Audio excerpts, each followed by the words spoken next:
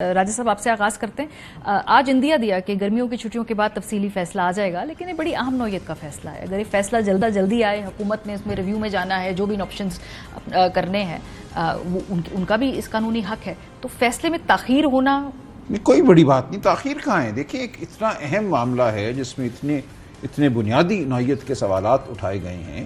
اب اس پہ فیصلہ لکھنے میں اگر 2 3 4 ماہ لگتے ہیں تو بالکل یہ مناسب ہے. یہ ایسا فیصلہ تو نہیں ہے جس میں آپ نے کوئی شفے کا فیصلہ کرنا ہے یا آپ نے کسی کی بیل کرنی ہے ٹریفک کے معاملے میں. یہ ایک بہت اہم معاملہ ہے. یہ کہنا کہ اس کو آپ آنن فانن کر دیں زیادتی ہے. دیکھیے ریویو جو ہے وہ تو موجود ہے. ریویو 30 دن میں فائل ہوتا ہے. اس کے بعد جب تفصیلی فیصلہ آ جائے کہ ایڈیشنل گراؤنڈز آپ سمجھتے ہیں آپ کو لینے کی ضرورت ہے تو آپ لے سکتے ہیں، بات ہو سکتی ہے. اس لیے کوئی اس میں ایسی بات نہیں ہے کہ چھٹیوں کے دوران ضرور فیصلہ آنا چاہیے. 12 جولائی کا شارٹ آرڈر ہے، ابھی اگست کا مہینہ ختم نہیں ہوا، تو یہ ستمبر کی 10 تاریخ تک چھٹیاں ہیں. اس کے بعد فیصلہ آ جائے گا. پھر حکومت کہہ رہی ہے کہ تفصیلی فیصلہ آئے گا، امپلیمنٹیشن ہم کر دیں گے اس کے بعد، کیونکہ وہ تو اس پہ اتفاق کرے نا کہ پڑھ تو لینا اس فیصلے میں کیا وجوہات ہیں. تفصیلی فیصلہ جو ہوتا ہے وہ صرف وجوہات ہوتی ہیں. جس چیز پہ عمل کرنا ہوتا ہے، حکومت ہو یا کوئی اور ہو، وہ ہوتا ہے آپریٹو پارٹ، جہاں پہ ہدایت کی ہوتی ہے کہ یہ کرو. وہ ہدایت تو دے دی گئی ہے 12 جولائی کو. اس کے پیچھے وجوہات کیا ہیں وہ آ جائیں گی 2 3 ہفتوں میں. اب لیکن جو حکم دیا گیا ہے اس حکم پہ عمل کرنا بہرحال ضروری ہے. تو یہ ویسے یہ کامن بات ہے کہ اس طرح کے عام ایشوز پہ کئی جو ہے ہفتے مہینے، بیکاز اس پہ پوری ملک کی سیاست اس کے ارد گرد ریوالو کر رہی ہے. سیاست بالکل نہیں ریوالو کر رہی. سیاست جو ہے وہ تابع ہے حکم کے جو دے دیا گیا 12 جولائی کو. اب اس حکم کی وجوہات تفصیلی کیا ہے وہ آ جائے گا. NRO کا فیصلہ ہو، کوئی فیصلہ ہو، آپ تاریخ کھنگال کے دیکھ لیجئے. شارٹ آرڈر آتا ہے اور اس کے بعد 2 3 4 ماہ کے بعد تفصیلی فیصلہ آتا ہے. شارٹ آرڈر پہ عمل جو ہے وہ فوری ہوتا ہے. اس پہ اگر عمل نہیں ہوتا تو آپ پہ توہین عدالت لگ سکتی ہے، جو کہ لگی یوسف رضا گیلانی صاحب پہ. اس لیے یہ کہنا کہ جب تک تفصیلی فیصلہ نہیں آئے گا ہم عمل نہیں کریں گے، ہم بیٹھے رہیں گے، بالکل ایک لغو بات. اس دوران انہوں نے ترمیمی ایکٹ میں الیکشن ایکٹ میں ترمیم بھی کر لی. بیرسٹر صاحب اب ایشو یہ کہ آج اگر آپ نے وہ تقریر سنی ہے، ہم نے آپ کو سنوا بھی دیا اس کا وہ اہم حصہ، جہاں پر جسٹس منصور علی شاہ صاحب، جو کہ ممکنہ طور پہ اگلے چند ماہ بعد چیف جسٹس آف پاکستان ہیں، یہ فیصلہ انہوں نے تحریر کیا، وہ میجورٹی ججمنٹ کے آتھر ہیں. انہوں نے کہا جی کہ اس کے اوپر عمل درآمد تو ہونا ہوگا، کوئی اور آپشن نہیں ہے.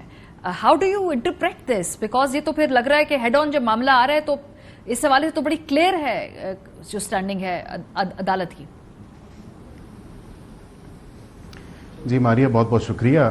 میں نے رائے صاحب کی بھی بات سنی، آپ نے جو مجھے سنایا جسٹس منصور علی شاہ صاحب کی آج جو تقریر تھی اس حوالے سے انہوں نے ذکر کیا کہ عدالتوں کے فیصلے پر عمل درآمد ہونا چاہیے. بالکل، as a student of law and somebody who believes in the constitution, who believes in democracy، بالکل ہونا چاہیے اور عدالت کے فیصلوں کا احترام اور ان کی عزت بھی ہونی چاہیے.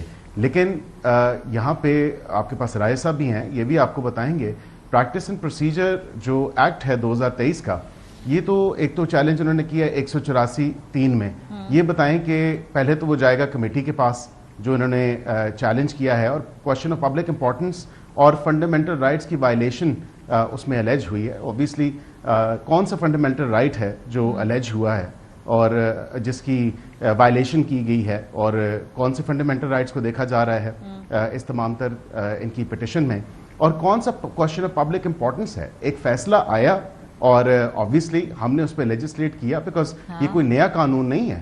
اسی قانون کے اندر ہم نے ری ایٹریٹ کیا جو آئین اور قانون کہتا ہے، اسی میں ہم لوگ کلیریفیکیشن لے کے آئے، اسی کی ری ایٹریشن کی اور بتایا کہ بھئی ہمارا بنایا ہوا قانون، بیکاز پارلیمنٹ از سپریم، اور ہم نے جو قانون بنایا ہے ججز can only interpret the law. They cannot. Rai صاحب let me please finish my argument and then please carry on. اس کے بعد آپ بالکل کر لیجئے گا. لیکن جہاں پہ آپ یہ دیکھیں کہ ہمارے بنائے ہوئے قانون کی اگر غلط تشریح کی جاتی ہے، اور یہ کوئی نیا قانون ہم نہیں لے کے آئے، انہی 3 شکوں کو جو اگر ہم نے امینڈمنٹ کی ہے تو اسی کی ریٹریشن کی ہے جو آئین اور قانون کی روح سے اور آئین اور قانون میں واضح طریقے پہ لکھا گیا ہے، اور جو اس کی کلیئرٹی موجود ہے. اگر ہمارے بنائے ہوئے قانون کو کوئی غلط انٹرپریٹ کرتا ہے اور ری رائٹ کرنے کی کوشش کرتا ہے, then of course our exclusive domain is to legislate and we will legislate.